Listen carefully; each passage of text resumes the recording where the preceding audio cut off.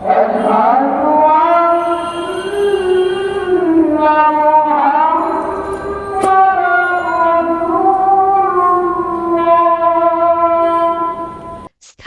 নির্দেশনার অন্যতম গড়জরিপা 12 দুয়ারি মসজিদ। এটি অঞ্চলের ঐতিহ্য। জনশ্রুতিতে আছে আনুমানিক 7 থেকে 800 বছর পূর্বে জরিপ শাহ নামক এক মুসলিম শাসক কর্তৃক নির্মিত হয়েছিল এই মসজিদটি। তবে এটি বর্তমানে পুনর্নির্মাণ করা হয়েছে। আসল মসজিদটি ভূগর্ভেই রয়ে গেছে, তার উপরে স্থাপিত হয়েছে বর্তমান মসজিদটি। শ্রীবর্দী উপজেলা থেকে দক্ষিণ পূর্ব দিকে 12 কিলোমিটার দূরে 12 দুয়ারি মসজিদ অবস্থিত। মসজিদটিতে 12টি দরজা, 3টি জানালা ও 3টি গম্বুজ রয়েছে। মসজিদটির পূর্ব পাশে 9টি দরজা এবং উত্তর পাশে 2টি দরজা ও 1টি জানালা রয়েছে।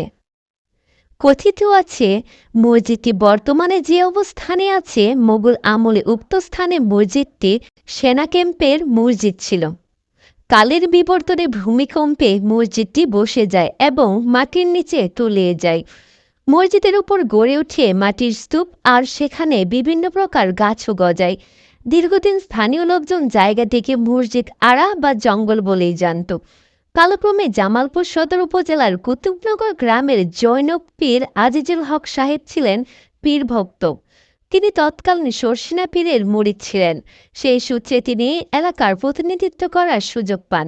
তিনি একদিন স্বপ্নে গড়জরিপা মসজিদের কথা জানতে পারেন এবং পরের দিন তিনি গড়জরিপা যান এবং উঁচু টিভি খুঁজতে থাকেন।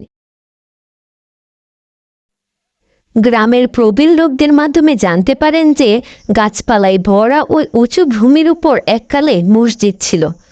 তিনি এলাকার লোকদের কাছে তার স্বপ্নের কথা বর্ণনা করেন এবং মুরিদদের নিয়ে মাটি গর্ত করতে থাকেন।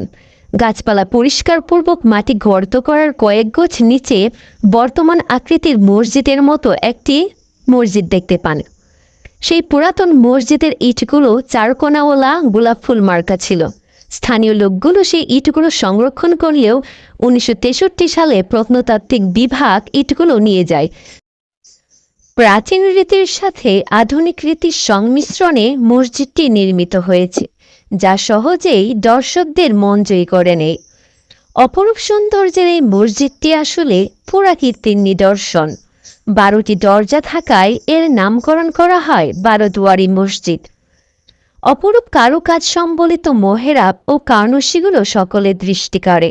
বর্তমানে বিশেষ করে শুক্রবার দেশের বিভিন্ন এলাকা থেকে শিরনি, টাকা পয়সা বা কোনো মূল্যবান জিনিস মানত করে অনেক লোকজন